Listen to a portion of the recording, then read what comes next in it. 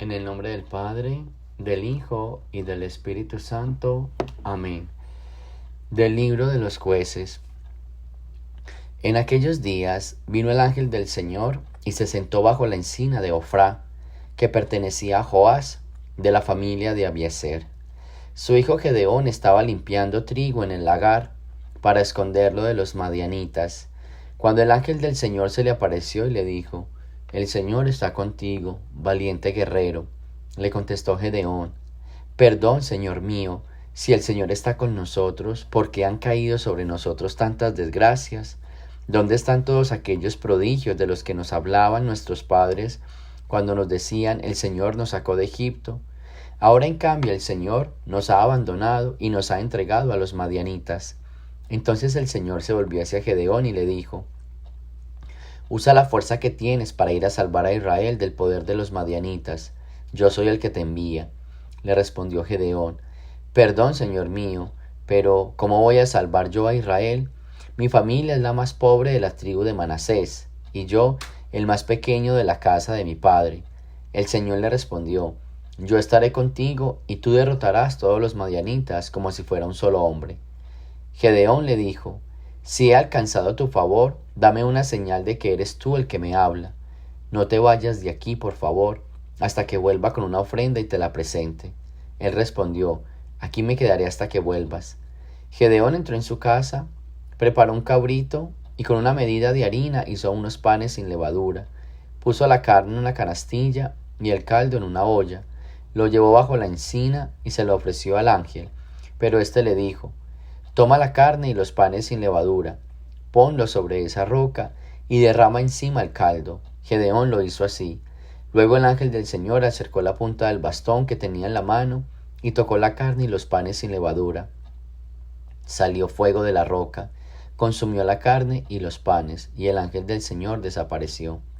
Entonces se dio cuenta Gedeón de que era el ángel del Señor y exclamó: Ay, Dios mío, he visto al ángel del Señor cara a cara. Pero el Señor le dijo: Que la paz sea contigo, no temas, no morirás.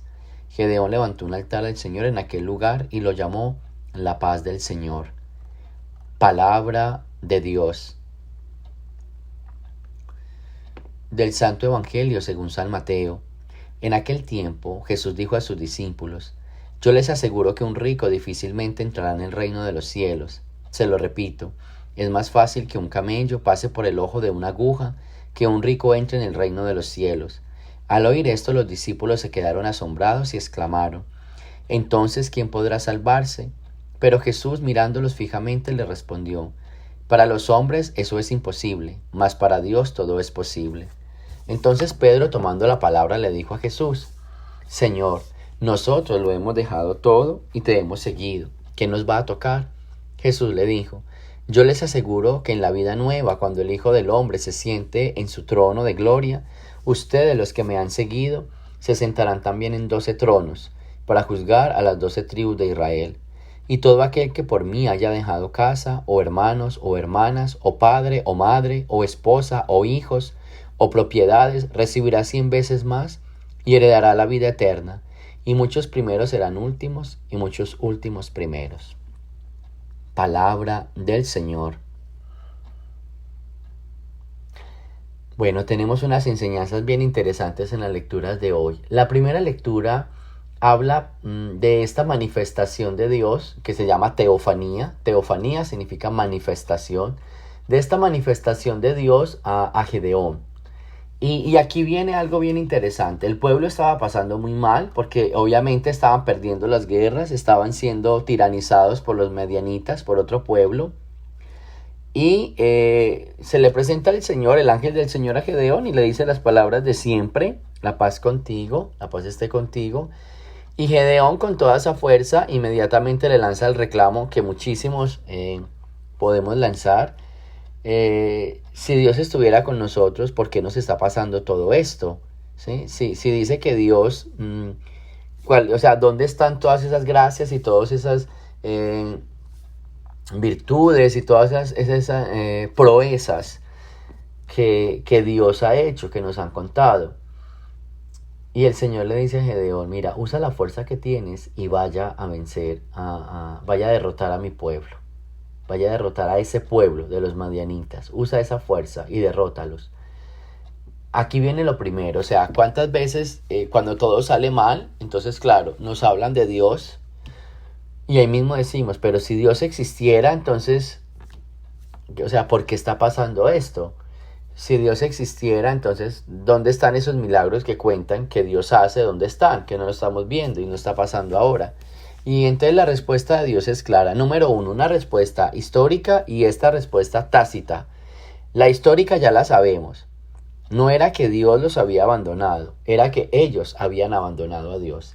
Y la segunda es, si no tengo a quien enviar, vaya usted y rescate a mi pueblo.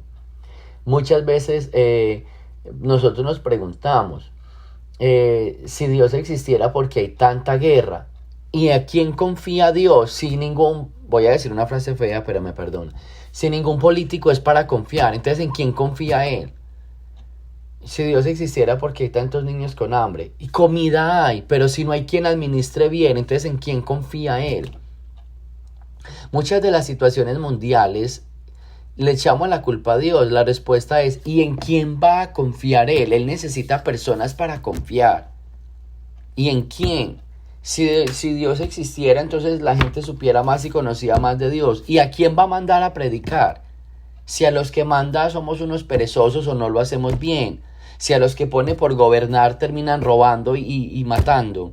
Si a los que pone a administrar no lo hacen bien y no son justos ni equitativos. ¿A quién? ¿Sí? ¿A quién va a enviar? Eso es una premisa siempre del Antiguo Testamento, que siempre le recriminaban a Dios todo lo malo. Cada que les iba mal, ¿dónde está Dios? Porque Dios nos abandonó, porque Dios. Y lo que pasa hoy también, todo lo malo es Dios, ¿dónde está? Dios no existe, Dios tal cosa. Pero ¿en quién va a confiar? Si no hay ninguno que diga, Señor, envíame a mí, yo voy en tu nombre. O sea, estamos esperando es que sea Él personalmente, tenemos es como el morbo para verlo, a ver cómo es que es y que baje y nos gobierne. No, es que la tarea no es así, la tarea es, Él nos puso a nosotros como administradores del cielo, como administradores de la tierra, perdón. Entonces, ¿en quién tiene que confiar para administrar la tierra? En nosotros. ¿Hay alguien de fiar? Si pone a este a mandar y lo hace mal, si pone a este a distribuir y termina robando, si pone a este a hablar y es un perezoso que no hace nada, entonces ¿en quién va a confiar? Entonces son dos cosas bien interesantes hoy. No es que el Señor nos haya abandonado, nosotros lo abandonamos a Él y por consecuencia no hemos vuelto a ver proezas porque ¿en quién va a confiar? Él necesita a alguien para confiar y quizás no hay ese tipo de personas. Entonces una enseñanza bien bonita de esta primera lectura es, Señor, confía en mí, yo estoy aquí, envíame a mí. Si nosotros nos consideramos que somos esas personas en las cuales el Señor puede confiar, entonces ofrezcámonos. Señor, si quieres establecer la paz en el mundo, úsame a mí. Ustedes me han visto que los santos de los últimos tiempos han trabajado por la paz. ¿No los han visto? Como que ellos le han dicho al Señor, envíame a mí. La Madre Teresa de Calcuta entonces empezar a cuidar leprosos y hablar del mensaje de esperanza. Juan Pablo II a proteger la iglesia y hablar del mensaje de esperanza. El Padre Pío de Pietrelcina a cuidar enfermos y hablar del mensaje de esperanza. Esos son los que el Señor usó para dar un mensaje, pero son muy poquitos. Es que es uno cada 100 años. Si fueran 50 o si fueran 200 o si fueran 1000 cada mes, ya tendríamos la paz en el mundo, pero no los hay para enviar, no hay. ¿A quién va a enviar? Uno no es capaz de hacerlo todo completo. Uno deja huella y uno hace impacto, pero uno solo no es capaz de transformarlo todo. Entonces es bien bonito, me gusta mucho esta primera lectura por eso. Porque es que si Dios existiera entonces, y siguen todos los reproches, la respuesta, ¿y en quién va a confiar Él para hacerlo bien? ¿Hay alguien que administre bien? ¿Hay algún presidente que quiera hacerlo bien para que Dios lo ponga en la presidencia? ¿Hay algún coordinador de algún ministerio que quiera hacerlo bien para que Dios lo ponga en la coordinación? Termina confiando en algunos y esos algunos terminamos decepcionándolo. Entonces, pilas. Esta es una reflexión que hoy podemos hacer. Porque todos queremos servir al Señor. Pero ¿será que somos de fiar? ¿Será que lo hacemos como Él quiere que lo hagamos? ¿Será que Él sí puede confiar en nosotros? Y no solo confiar, ¿Vamos a tener el resultado que Él quiere? Ahí está pues. Entonces respondamos a los dos. A Gedeón, que no cree en Dios, tantos Gedeones de hoy que reprochan a Dios todo, pero a los que supuestamente creemos, a ver si sí estamos haciendo bien la tarea. Esta es una buena meditación para hoy. Y aquí viene. En el Evangelio Jesús dice, no se preocupen, todo el que trabaje por mí va a recibir muchos beneficios. Todo el que trabaje por mí va a salvarse. No es tan difícil, es simplemente aquel que lo quiera hacer. Pareciera difícil, y lo es para el que no lo quiere hacer. Realmente el que no quiere la verdad le es difícil decir la verdad. Realmente el que no le gusta la justicia, pues le queda muy difícil ser justo. Claro que lo es imposible. Cuando Pedro lo dice, estas palabras son, o sea, al oír esto los discípulos se quedaron asombrados y exclamaron, entonces ¿quién puede salvarse? Ninguno. Pero es que es imposible para el que no lo quiere. Claro, el que no lo sabe, no, o sea, el que no sabe, no sabe. Ahí está. Si uno no sabe hacer esta obra o no la quiere hacer, va a ser imposible hacerla, realizarla será imposible. Entonces, ahí es donde está el tono de este evangelio. Pero aquel que se dispone, aquel que lo quiere hacer, va a encontrar medios para hacerlo. No va a encontrar excusas. Entonces no es imposible. Basta con que lo quiera uno. Basta con que uno se disponga a hacerlo. Esa es la fuerza que tenemos que hacer. Entonces vamos a pedirle pues al Señor que nos ayude con el Evangelio de esa manera. A que nosotros nos dispongamos. Son dos lecturas bien bonitas para responderle a aquel que está renegando a Dios, pero al mismo tiempo para aquellos que tenemos un servicio y la pregunta es si lo estamos haciendo bien. Y con el Evangelio no es difícil, es cuestión de disposición. Si uno se dispone es fácil. El que dice que no puede hacerlo es porque no está dispuesto, no tiene disposición. El que siempre pone un pero, una traba, siempre pone una excusa, una justificación, es porque no quiere hacerlo, no tiene disposición. Entonces, dispongámonos. Y cuando uno se dispone, uno sí lo puede hacer. Así que pidámosle al Señor que nos envíe a nosotros, pero que nos ayude a disponernos para hacerlo bien y responderle a tantos gedeones que hay por el mundo, buscando respuestas y buscando signos. Pero más que responderle a ellos, es que nosotros nos dispongamos para que el Señor actúe en medio de nosotros. Gloria al Padre, al Hijo y al Espíritu Santo, como era en el principio, ahora y siempre, por los siglos de los siglos. Amén.